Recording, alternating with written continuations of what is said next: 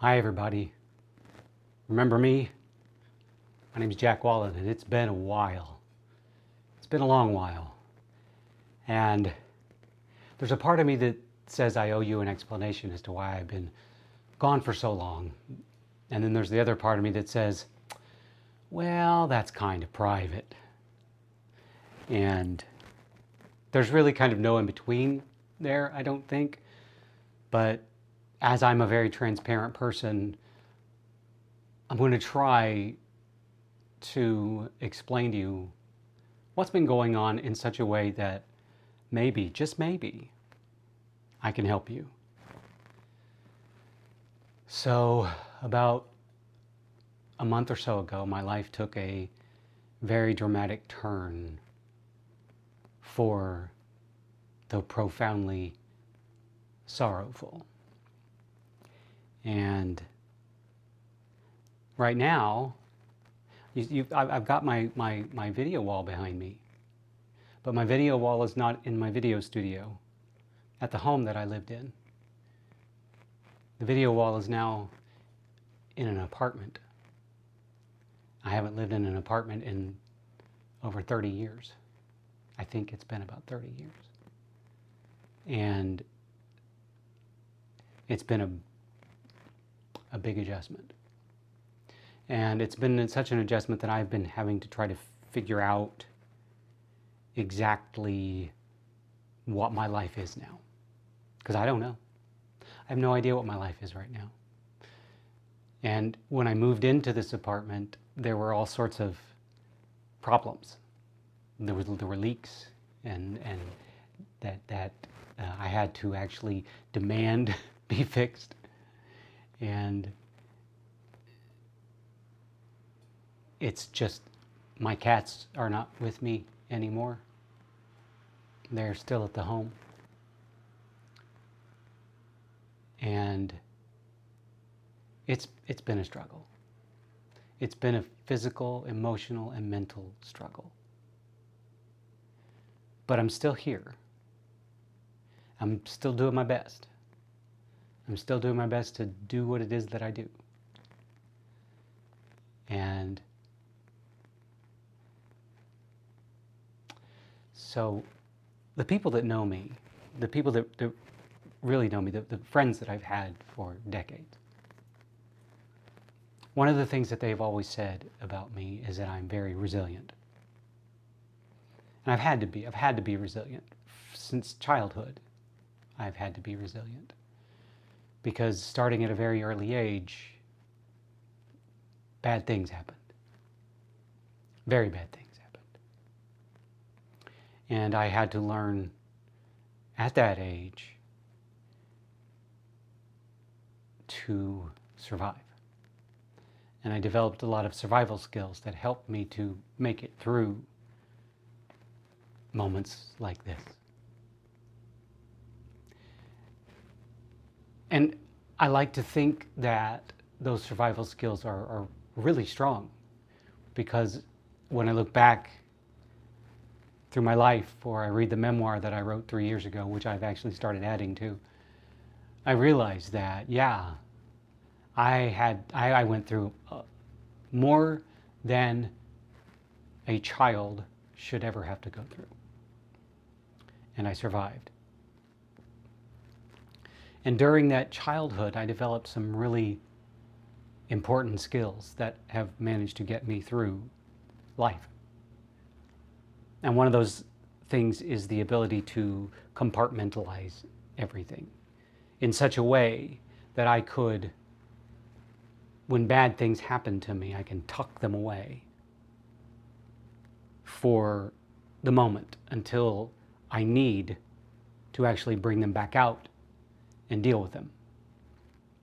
There are some things from my childhood that I haven't dealt with, or that I dealt with decades later. One thing in particular happened to me when I was 5. I didn't find out about it until I was 55, so 50 years later. And what would have been something that might have taken me down, I looked at it and I said, okay, this happened. And it affected me. It affected me negatively over the years in ways that I didn't know. And it may or may not be affecting me now, but it's not hurting me now. So I just have to let it go. Because if I don't just let it go, it will do bad things to me. And so when this thing happened to me a month ago, I say this thing happened to me, but it didn't. Number one, it didn't just happen to me.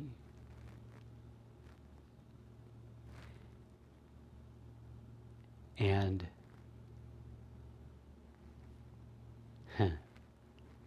well, when it happened, I knew that at some point my mind would say, we need to deal with this, and we need to deal with it now, because we can't, this is one of those things that you can't put off. And no matter how hard I tried to shove it down and say, no, I can't deal with it right now, I can't, it kept breaching the surface to say, I'm here, you've got to deal with me. And the problem is that I'm knee deep in me and my muse, and it's going so well. It is, I can say, honestly say that this has been the greatest theatrical production I've ever been a part of. And I think it's going to be a remarkable show. I'm so proud of it. I honestly don't think I've ever been as proud of something that I have created in my life as I have this. Because of that, I've had to count on that ability of my brain to go, we're not going to deal with this right now. We're going to just kind of put it in a little box. We're going to lock it up, and then we're going to put it in the back of our brain until said time where we can safely deal with it. Because this episode of Me and My Muse is very, very emotional. It is a roller coaster ride. And if I were to try to open that little box up, look in it and say, okay, it's you and me now. We've got to deal with this. I don't think I would make it. I don't think I would make it through Me and My Muse. And I don't think I would be able to successfully deal with this problem. And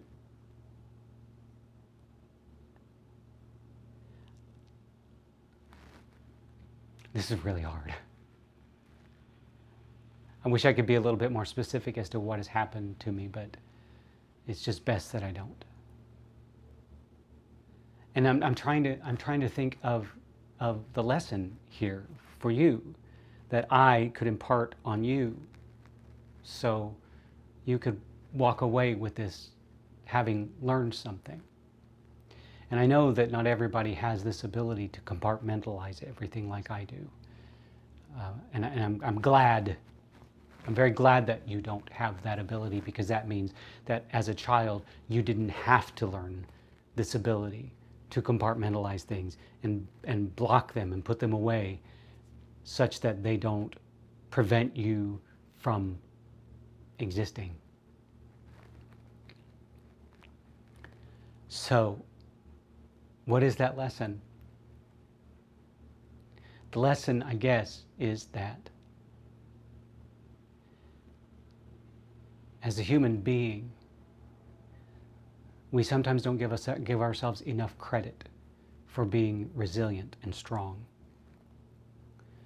And we allow moments like this to cripple us, to bend us over and allow us to crawl into a corner and curl up into a fetal position and just weep and just wish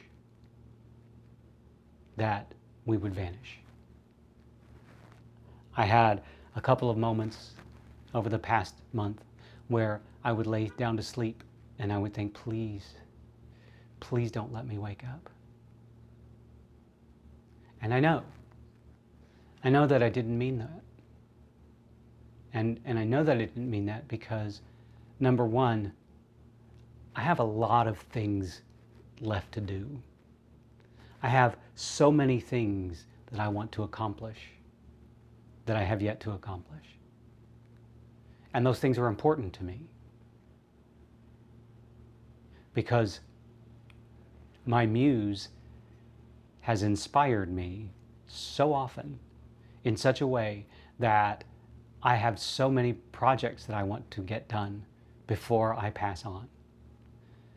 And I feel it is my responsibility to follow that directive and get those things done. And also, anytime that those kind of thoughts creep into my head, I think, what will my dad feel about that? And I know immediately how disappointed he would be, how brokenhearted he would be. And then I think, well, I have to wake up. I have to wake up. I have to continue on. No matter how bad things get, I cannot and will not allow life's trauma to keep me from doing the things that I need to do. Because these are not things I want to do. These are things I need to do, things I must do. The Me and My Muse production was something I had to do. And I hope that, fingers crossed, that it is successful enough that I can continue doing it, that I can do the second episode and the third episode and all the way to the 10th episode if I have time. Because, I can't be doing this show when I'm 70. I could, I suppose, but I don't know if people would want to see it. A 70-year-old man. Maybe, I don't know, who knows? Only time will tell. But I have to come to the realization that sometimes the only way to get beyond our trauma is to go through it and to find ways to laugh at it and still experience some semblance of joy. Because if you can't experience even the slightest bit of joy, you will find that it's rather difficult to get through that trauma. Because, let's face it,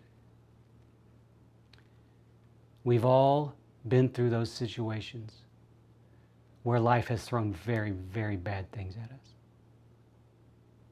But that does not mean that life stops. So, when I'm doubled over in emotional turmoil, the birds are still singing. The breeze is still blowing. Rainbows are still forming in the sky. People are laughing. Life continues.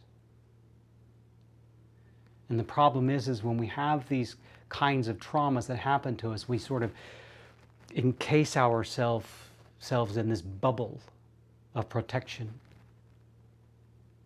that allows us to wallow in that sorrow and exist alone in it. But if we peek our heads outside of that bubble, we realize that, oh yeah, life is still happening out there. And if I join it, then maybe some of that trauma will dissipate. Maybe I can get through that trauma a bit easier, a bit more easily. Easier. Muse-I. You have to come and see the show to understand that. But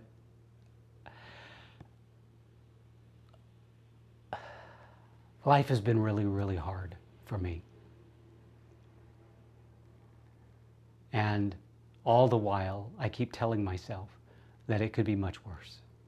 Sure, it could be much better. But at the same time, it could be much, much worse. And sometimes that is the only thing that gets me through. And that's not to say that I'm glad that there are people out there having to deal with worse things than me. I don't want anybody to deal with anything worse than what I'm going through. I don't want anybody to have to deal with anything bad. Well, okay, I shouldn't say anybody, because there are some people out there that actually deserve to have things bad happen to them, like prison. But I'm not going to go into that within any sort of depth or detail. But I will let you read between the lines on that one. Yes, life has been really, really difficult for me the last month. At the same time, I know that one way or another, I will get through it. And like what Nietzsche said, what doesn't kill us only makes us stronger. It's cliche. It really is. But at the same time, it's also very true. And I will get through this. And I will be stronger for it. And I hope that you, when you have to endure such traumas, and I hope that you don't ever have to endure what I'm enduring right now. But I hope that when you have to, if you have to, that you understand that you will get through it. No matter how bad it seems, you will get through it. You have to. Because the world is a better place because you are in it. So when you're going through something, look yourself in the mirror and remind yourself of that. Even if you have to repeat it to say, the world is a better place because I'm in it.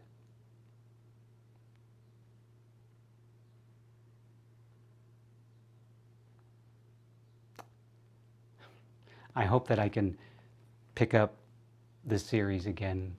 I will pick up this series because I finally sort of settled in to apartment living. I shouldn't scowl. I have a roof over my head. I can look out my window and there's the river. Dirty river, but it's a river.